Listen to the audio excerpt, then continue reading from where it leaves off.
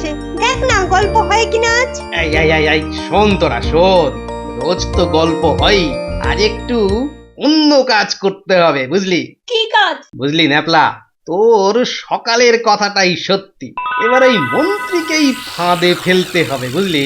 আর যেহেতু আমাকে সে চোখে চোখে রাখছে, তাই তোদেরকেই সেই ফাঁদটা তৈরি করে দিতে হবে।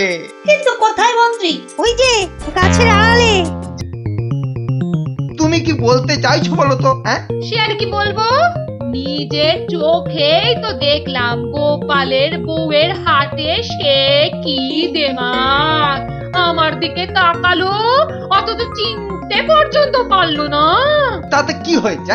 আরে তাতেই তো সব হয়েছে। রোজই তো শুনছি তোমাদের ওই রাজসভায় গোপাল রাজাকে ভুজুং ভাজুং দিয়ে খুশি করে দিনের পর দিন শুধু পুরস্কারই নিয়ে যাচ্ছে, আর তুমি এত মাথা খাটিয়ে বুদ্ধি বার করে মহারাজকে সাহায্য করছো, অথচ পাচ্ছ কিনা লবডঙ্কা। আর তাতেই দেমাকে গোপালের বউয়ের মাটিতে পাই পড়ছে না। তাহলে এবার শুধু দেখে যাও আমার বুদ্ধির খেল। তোমাকে তোমাকে একটা কাজ করতে হবে। কি কাজ?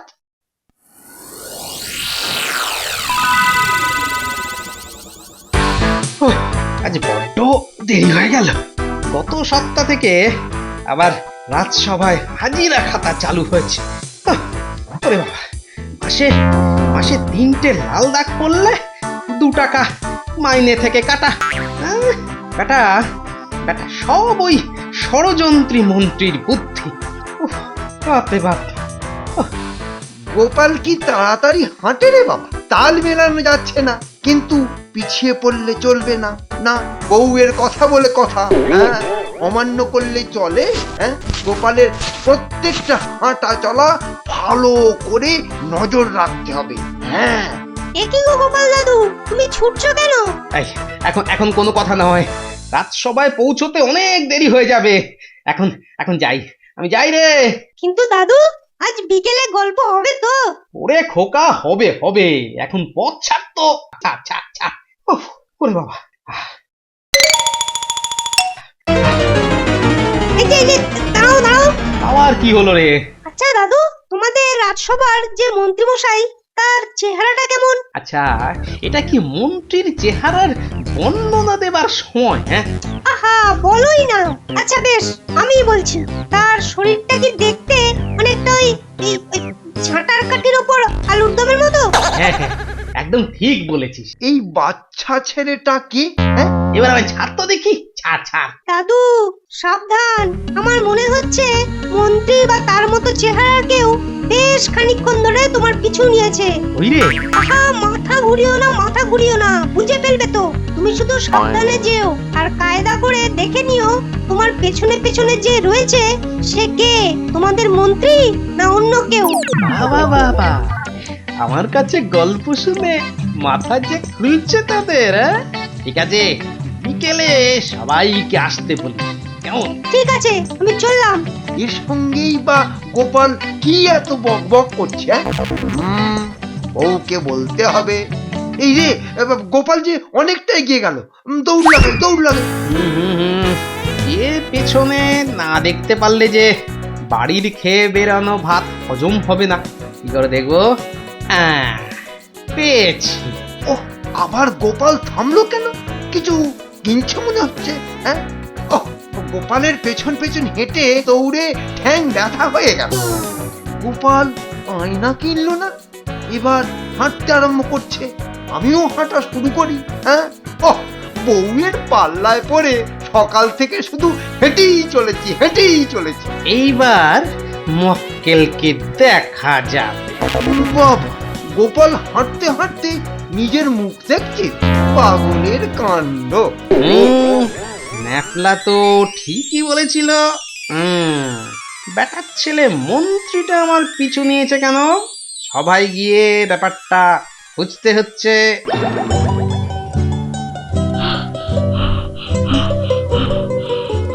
কি মন্ত্রী, তুমি তো তোমার জীব অর্ধেক বার করে সভায় ঢুকছো। হ্যাঁ, সকাল সকাল কি দৌড়ঝাঁপ করে আসছো নাকি?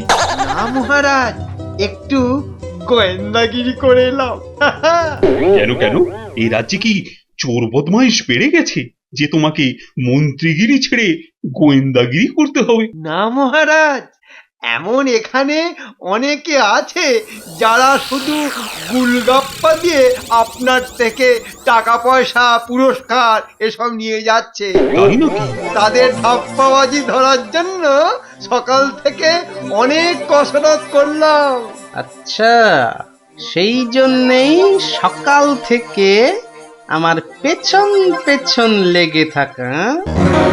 এসব কাজে মহারাজ শিকারকে টোপ দেখাতে হয়, আর তার জন্য সময় লাগে। হ্যাঁ, দাঁড়াও বেটা মন্ত্রী, টোপ তো আমি দেখাবো। বেশ বেশ, সময় তুমি নাও না, কিন্তু তুমি যদি ধাপ্পাবাজ ধরতে পারো তাহলে আমি ওই ধাপ্পাবাজদের যা দিয়েছি তোমাকে তার না না না না না 4 গুণ বেশি পুরস্কার দেব। মহারাজের জয় হোক। আর মহারাজ, মন্ত্রী যদি না ধরতে পারেন তাহলে? আহ গোপাল, এটা আমার আর মহারাজের মধ্যে কথা। এখানে শুধু শুধু তোমার মোচা নাক আর গলিও না তো। নাক আর না গলিয়ে উপায় আছে? কেন কেন কেন গোপাল? আসলে মহারাজ, ওই এসব ভাই পুরস্কার টুরস্কার বেশিরভাগ তো এই ওই বেটে খাটো ভুঁড়ি বাবা গোপালের কপালেই জোটে।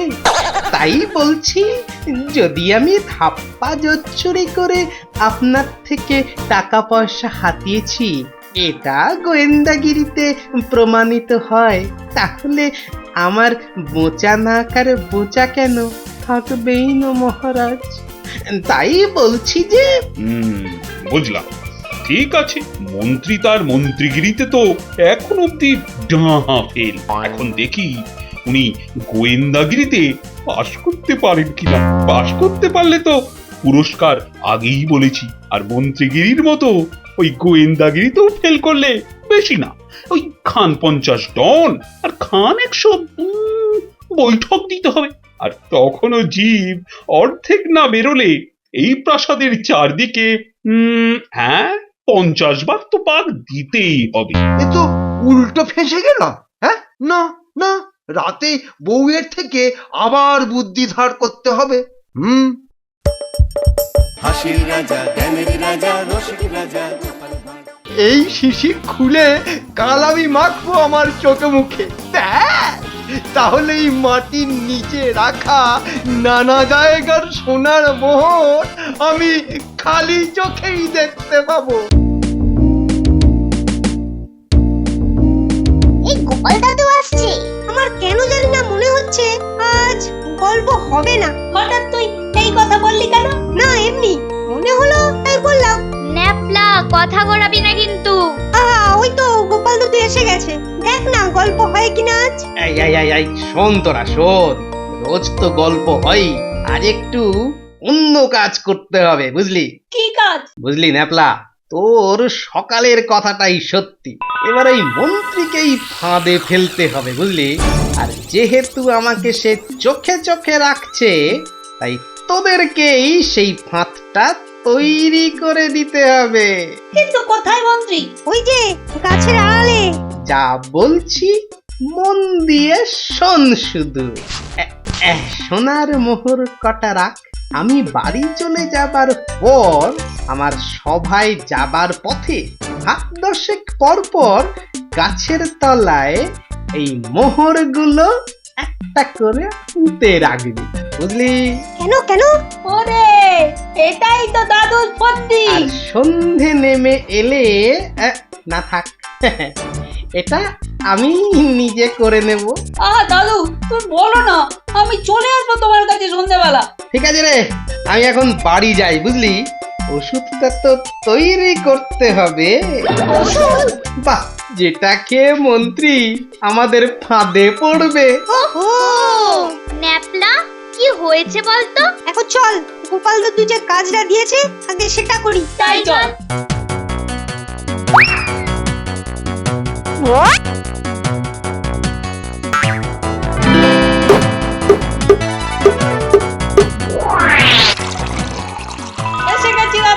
আরে মোহরগুলো ঠিকঠাক পুঁতে দিয়েছিস তো? সে আর তোমাকে ভাবতে হবে না।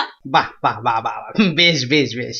এবার শোন, এই ধর এই শিশিটা তোরা যেখান থেকে মোহর পোঁতা শুরু করেছিস তার একটু আগে একটা গাছের গোড়ায় পুঁতে দি। কি আছে এতে? কি আছে বলবো?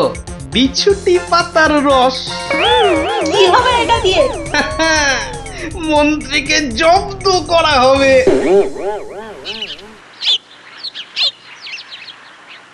ওহ, সেই কোন ভোরে বেরিয়েছি, কিন্তু গোপাল এখনো বেরোচ্ছে না কেন?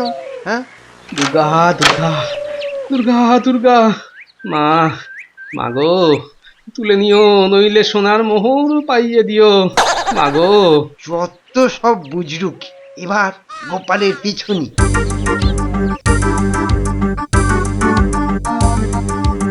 বেটা মন্ত্রী ঠিক পেছন পেছন আসছে, খেলটা এবার আরম্ভ করি। কি, গোপাল বাঁ দিকে চলে গেল কেন?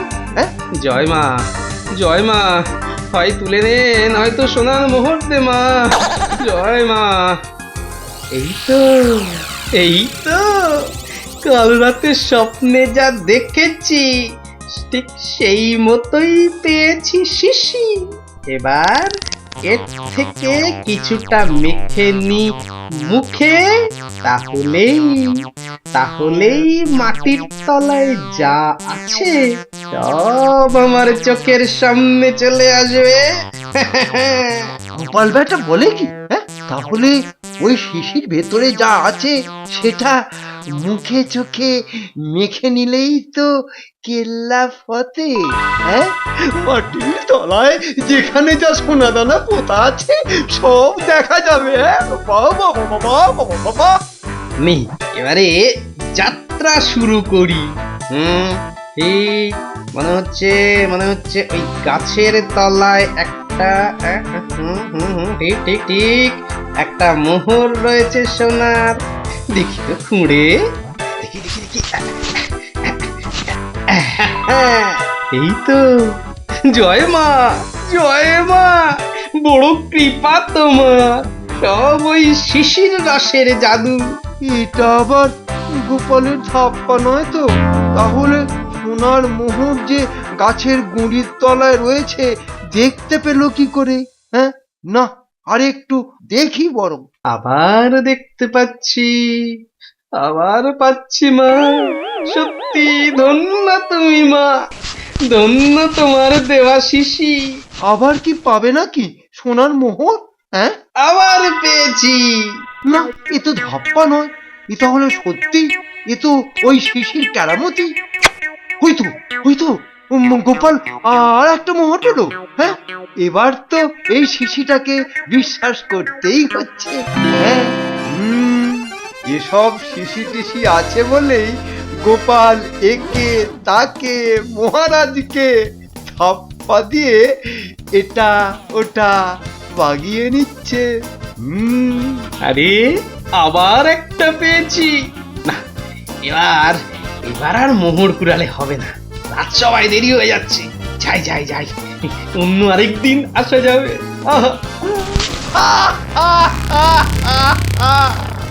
যাও যাও, রাজসভাতেই যাও, কিন্তু গোপালের ওই শিশি এখন আমার হাতে। এই শিশি খুলে কাল আমি মাখবো আমার চোখে মুখে, তাহলে এই মাটির নিচে রাখা নানা জায়গার সোনার মোহর আমি খালি চোখেই দেখতে পাবো। আর তারপর টপ টপ টপ টপ করে আম পাড়ার মতো মোহর পারবো না, থরি থরি থরি মোহর মাটি খুঁড়ে বার করবো। সাবধান সাবধান সাবধান, মহারাজ কৃষ্ণচন্দ্র রাজসভায় আসছে।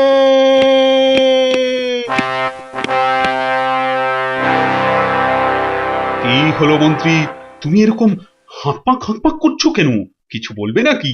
হ্যাঁ মহারাজ, মানে হয়েছে কি, তোমার হাতে শিশিতে কি ওটা? এটার জন্যই তো সব, মানে এটা দেখাতেই তো আসা না। যা বলবে ঠিকঠাক করে বলো।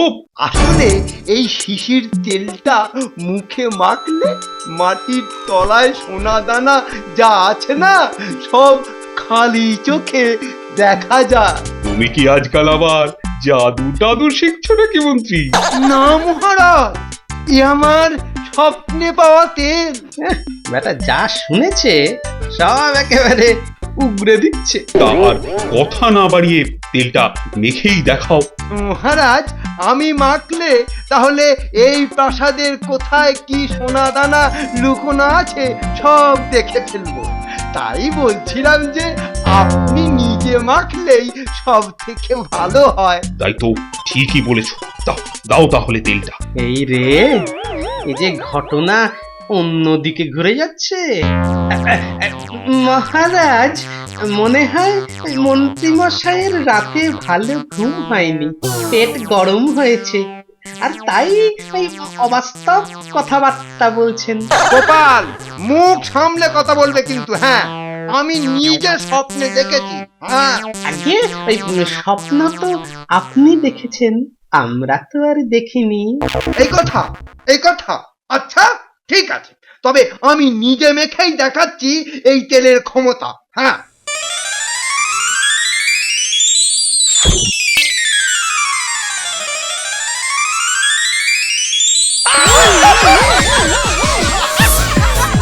ওরে বাবা রে, ওরে মারে, ওরে বাবা রে, ওরে মহারাজ রে, ওরে ওরে আমার গোপাল রে, ওরে গোপাল রে, বাঁচারে বাঁচারে বাবা, বাঁচারে মহারাজ, বাঁচান। মুখ সব জ্বলে গেল, জ্বলে গেল, চুলকে চুলকে ঘা হয়ে গেল। ওরে আমার গিন্নি রে, বাঁচাও গো, মুখ আমার আর থাকলো না গো, থাকলো না। ওরে আমার গিন্নি রে। এ তো তেল নয়, মনে হচ্ছে বিছুটি পাতা। একদম ঠিক ধরেছেন মহারাজ, মন্ত্রী মশাই তালে ছিলেন আপনাকে বিচুটি পাতার রস মুখে মাখানোর। মহারাজ, তার ছেলের চুলকুনিটা আগে কমুক, তারপর আমি নিজের হাতে আবার ওই রস ওর মুখে মাখাবো। দেখবো দেখবো কতক্ষণ ধরেও চুলকাতে পারে। জয় মহারাজ কৃষ্ণচন্দ্রের জয়।